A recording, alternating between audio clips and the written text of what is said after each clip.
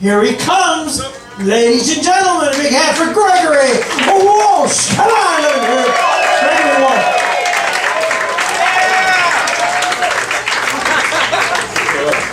This is Sorry, that's just working. Hi, anyway, my name is Greg. Thank you for being here. I'm a special ed teacher in New York City. And last year, they said, every summer they send me to a different building, and they sent me to this building, and I get there and they have this kid, and he makes this funny sound, like, right?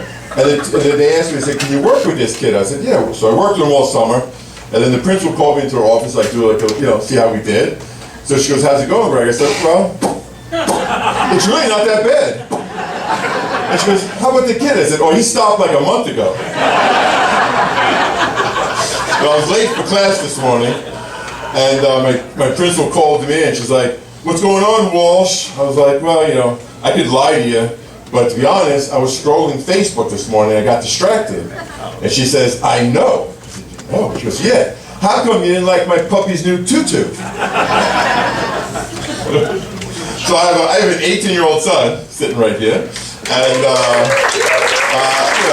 big surprise, he's lazy. Slow as molasses in everything he does. Last week, he's bringing me to the airport. I never seen my luggage move from car to curb so fast. I was just like, "Where'd he go?"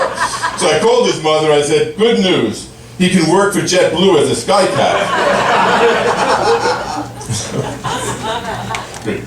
So anyway, I was at a ski resort last year, real dump, right? And you got these old-fashioned elevators that barely work.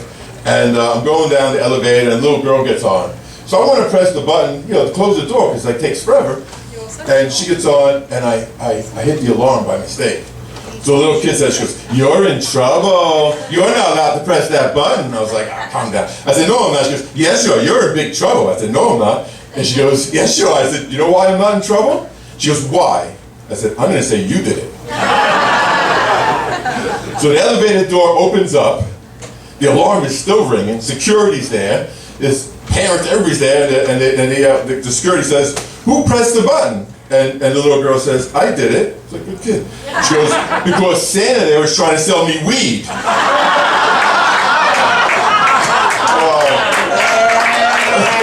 Big joke tonight. I got my dentist here. My dentist and his whole staff. This is the greatest dentist on the planet Earth. Come out and support me. It's amazing. So I'm currently taking hormone injections for an illness I have, and it's not great. You take the hormone injections, so you lose all the testosterone in your body.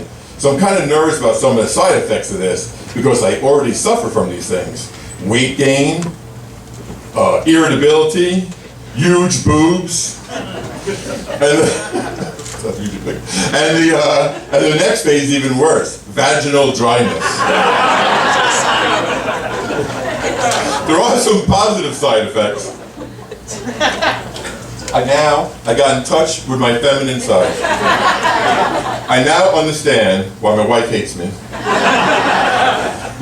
So I call doctors like all the time. We're going through a lot of stuff. And every time you call a doctor, you have to listen to the message.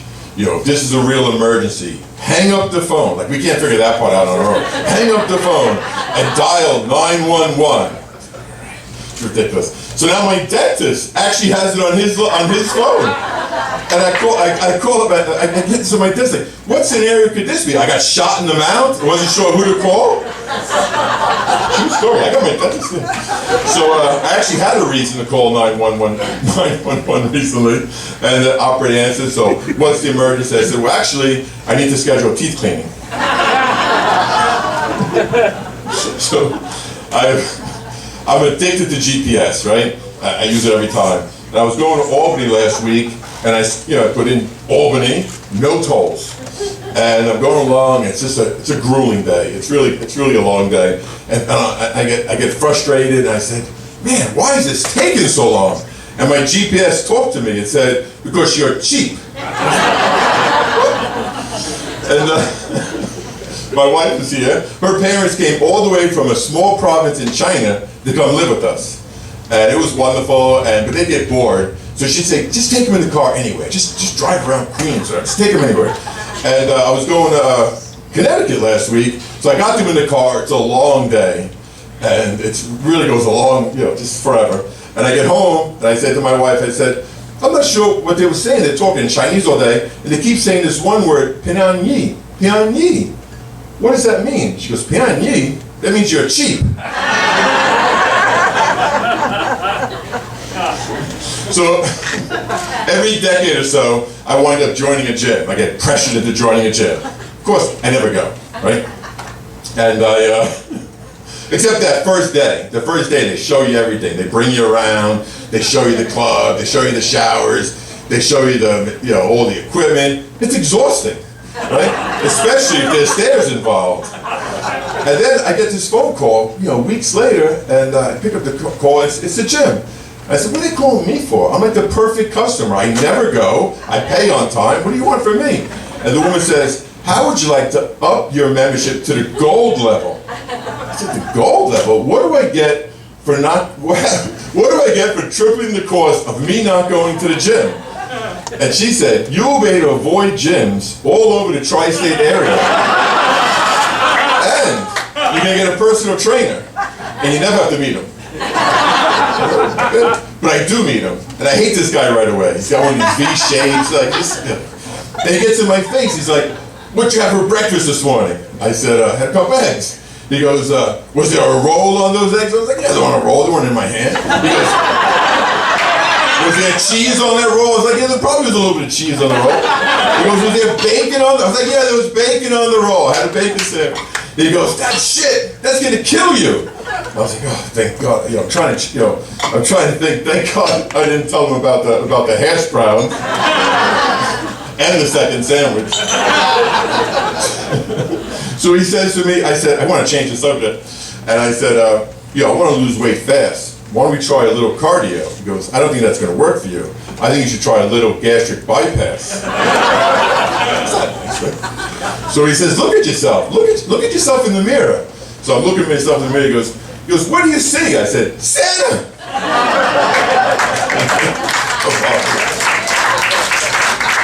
And he says, I get tired doing this. He goes, What else do you see?" I said, "I see a man who's about to sign up for the platinum level." So at the end of our session, I said, "Hey, maybe we take the elevator up?" He goes, "Why? Is something wrong with your legs?" I said, "Yeah, they're tired." So he said, "I'm missing a pill, man." So anyway, I'm very self-conscious about my weight. I don't like being heavy, especially on Facebook and pictures, So somebody taught me this great trick. He said, if you put your hands up in the air, you look thinner, right? It really works. So now when I go to the clubs at night, I'm like, "How you doing, ladies?" Same friend tells me, I got a blind date for you. You guys are going to be perfect together. I was like, "Oh, cool, right?" So I'm getting excited about the big day.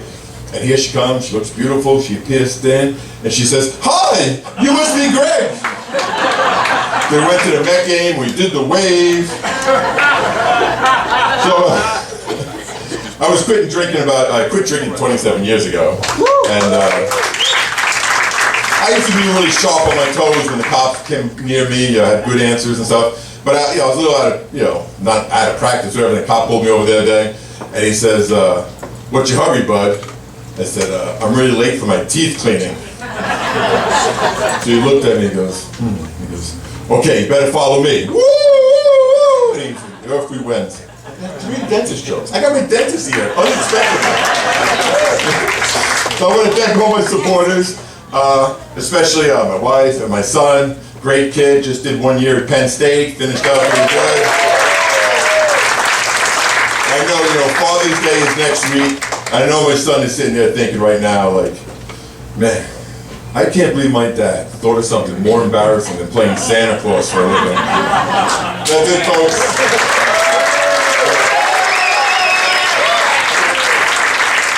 Gregory Walsh, come on, give him a hand. He really does play Santa Claus, obviously, every year. And he wanted me to tell you the charges have been dropped.